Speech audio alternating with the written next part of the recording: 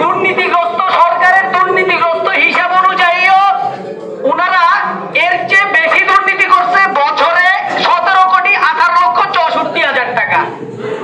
ঠিক আছে, এখন ওনারা এরপরে আমাদেরকে এখন বর্তমান একটা কাগজ দিতে, এখানে কিছু লেখা আছে।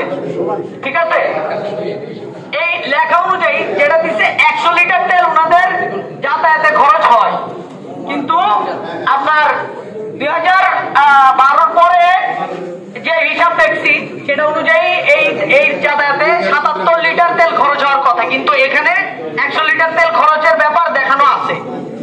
তারপর এখানে 109 টাকা তেলের দাম দেয়া আছে, কিন্তু বর্তমান বাজারে 107 টাকা তেলের দাম চলতেছে, 106.75। আবার এখানে আরো কিছু ইনফরমেশন আছে যেটা ওনারা নাকি ওনাদের নিজস্ব তেল ইউজ করে বা কোনোভাবে ওনাদের পাম্প আছে যার জন্য ওনারা কম নিতে পারে। যাই হোক, এটা ওনাদের ব্যবসায়িক সুবিধা।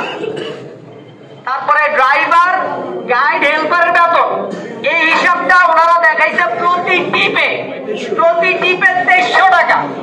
আমরা আসার সময়, আমরা যখন আসছি স্টারলাইন বাসে আসার সময় গাড়ি ড্রাইভার, হেল্পার এবং যারা আছে তাদের সাথে কথাবার্তা বলার পরে উনারা আমাদেরকে যে হিসাব দিছে সেই হিসাব অনুযায়ী উনাদের প্রতি টিপে যাতায়াত যাওয়া এবং আসাতে খরচ হয় 1700 টাকা, কিন্তু এই মহামূল্যবান কাগজটিতে 2300 টাকা লেখা।